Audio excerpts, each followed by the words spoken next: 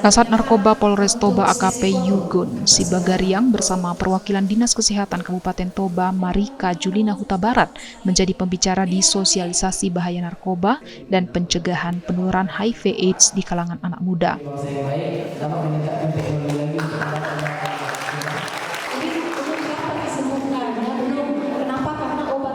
Sosialisasi ini sendiri diselenggarakan oleh Kelurahan Pasar Laguboti yang peduli serta perlu rasanya membekali anak-anak muda untuk paham dan mengerti bahaya penyalahgunaan narkoba dan pencegahan penularan HIV/AIDS untuk diri sendiri dan lingkungannya.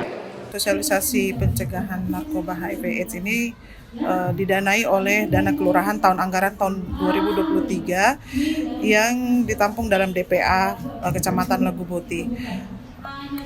Kenapa kegiatan ini dipandang perlu untuk dilakukan?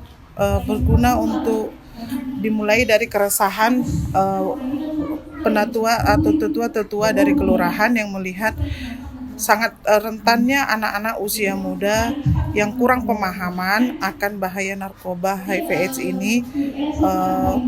Jadi perlu dilakukan penambahan pengetahuan melalui penyuluhan atau sosialisasi sehingga diharapkan mereka lebih memahami jenis-jenis narkoba, penyalahgunaannya, modus operandi ya Pak, modus operandinya, supaya mereka lebih bisa membentengi diri mereka sendiri saat di lingkungan kelurahan ataupun saat nanti mereka pergi keluar dari kelurahan ini.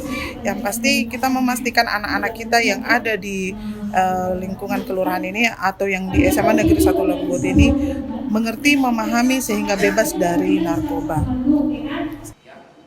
Dari informasi LAN atau Lembaga Anti Narkoba Kabupaten Toba, pada tahun 2022, Toba merupakan terbesar kedua peredaran narkoba di Provinsi Sumatera Utara. AKP Yugun Sibagariang menyampaikan kegiatan seperti ini harusnya semakin sering dilakukan agar tidak ada lagi anak-anak penerus bangsa yang terjerumus ke dunia narkoba. Dan harapannya ini bukan hanya sebagai kegiatan formalitas tanpa memikirkan keefektivitasan dampak positifnya.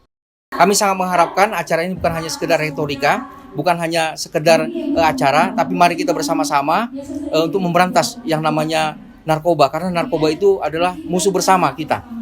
Ya, kami sudah melakukan penindakan terhadap mereka, para bandar, mereka para pengguna akan kita rehab, begitu juga mereka yang terlibat jaringan akan kita tindak.